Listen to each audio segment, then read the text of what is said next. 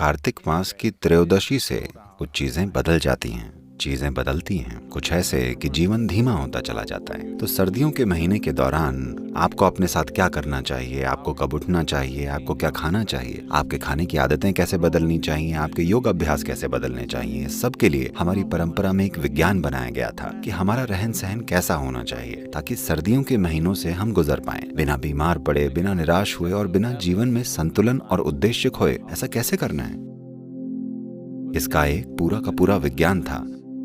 वंश के स्तर पर एक आयाम होता है, हमारे अंदर विकास की प्रक्रिया से जुड़ी यादें होती हैं जो सोचती हैं कि जैसे ही सर्दी के महीने आते हैं, चाहे मौसम वाकई ठंडा हो या ग्लोबल वार्मिंग की वजह से गर्मी बनी रहे, उससे कोई फर्क नहीं पड़ता, बदलाव तो होते ही हैं। धरती और सूरज के बीच की दूरी और धरती और सूर्य के बीच की स्थिति बदल जाती है। इस वजह से धरती पर जीवन धीमा होता जाता है। तो शरीर में लंबी नींद में जाने की एक टेंडेंसी या प्रवृत्ति होती है। अगर आपको यह ना पता हो तो इन दिनों बीज अंकुरित नहीं होते। भारत में इस मौसम से लेकर 14 जनवरी तक कोई किसान बीज नहीं बोता, क्योंकि बीज पूरी तरह से अंकुरित नहीं होगा या उतनी तेजी से अंकुरित नहीं होगा जितना दूसरे मौसमों में होता है। उत्तरी गोलार्ध में हर चीज, पूरा जीवन ही धीमा हो जाता है। क्योंकि जीवन धीमा होने जा रहा है, इसलिए हम अपने आसपास और ज्यादा ऊर्जावान चीजें करने की तैयारी करते हैं, ताकि हम खुद धीमे ना हो जाएं और इसका हिस्सा न बन जाएं। एक तरह से हम अपने विकास की प्रक्रिया पर डटे रहना चाहते हैं। हाँ, अगर हम कोई और प्राणी होते तो हम कहीं दुबक कर सो जाते, पर अब हम इंसान बन गए हैं। हमने अपने शरीर की सीमाओं को पार कर लिया है। माना जाता है कि आप अपने शरीर की टेंडेंसी से ऊपर उठ चुके हैं। तो इनसे ऊपर उठने के लिए कई गतिविधियां बनाई गई हैं, ताकि आप एक वैसे हाइबरनेशन जैसी हालत में ना चले जाएं। शारीरिक सुस्ती, मानसिक स्तर पर थोड़ा सा डिप्रेशन, ऐसे सभी के साथ आसानी से हो सकता है, क्योंकि मौसम ही ऐसा होता है। ठंडे देशों में निश्चित रूप से लोग इसका अनुभव करते हैं, क्योंकि आपके भीतर चीजें धीमी हो गई हैं। उत्तरी गोलार्ध में सिर्फ आप ही नहीं, सब कुछ धीमा हो जाता है, क्योंकि सूर्य के साथ हमारा संबंध बदल जाता है, जो कि हमारे जीवन का बेसिक सोर्स है। इस धरती पर ऊर्जा का बेसिक सोर्स सूर्य है। इसलिए नहीं कि आपने सोलर पैनल बना लिया है, सूर्य हमेशा से रहा है।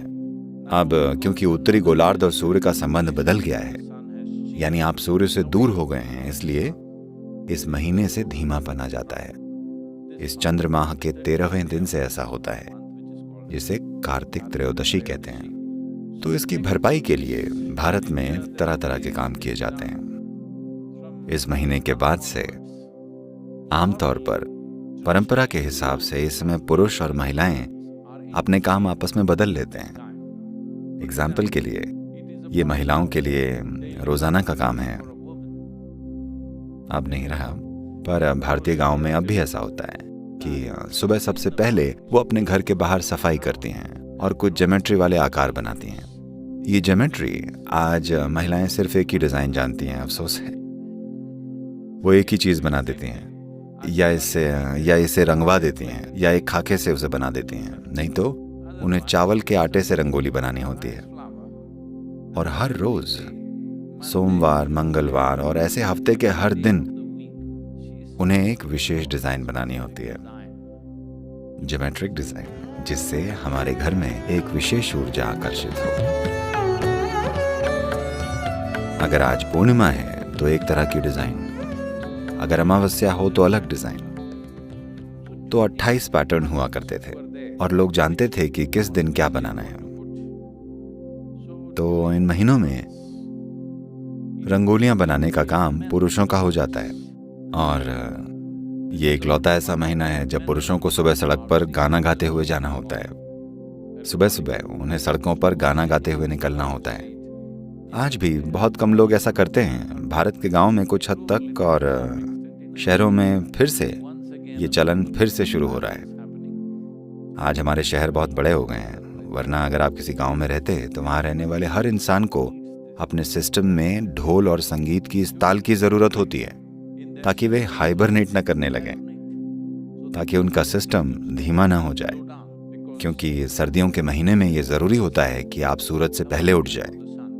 सूरज की पहली किरण घास पर या किसी कीड़े या कीट पर नहीं पड़नी चाहिए। सूरज की पहली किरण आप पर पड़नी चाहिए। लोग ये कमिटमेंट लेते हैं, इसीलिए सभी सूर्योदय से पहले बाहर आ जाते हैं ताकि सूरज की पहली किरण उनके ऊपर पड़े, न कि जमीन पर अगर आप अपने भीतर धीमे हो गए, आप मानसिक रूप से धीमे हो गए, तो आप थोड़े मंद हो जाएंगे। अगर आपका शरीर थोड़ा धीमा हो गया तो आपको कई ऐसी बीमारियां हो सकती हैं जो कि तब नहीं होंगी जब आपका शरीर जीवंत और ऊर्जावान होगा। अगर यह शरीर जीवंत और ऊर्जावान है तो अभी आपके अंदर चाहे 1000 इन्फेक्शन हो, पर आप बीमार नहीं पड़ेंगे क्योंकि शरीर ऊर्जावान और जीवंत है।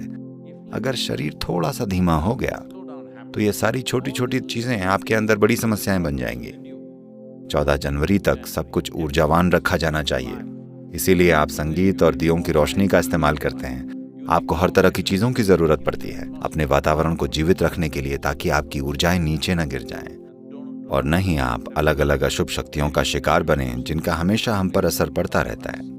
बस कुछ लोग उनके ऊपर रहते हैं और कुछ उनमें डूब जाते हैं।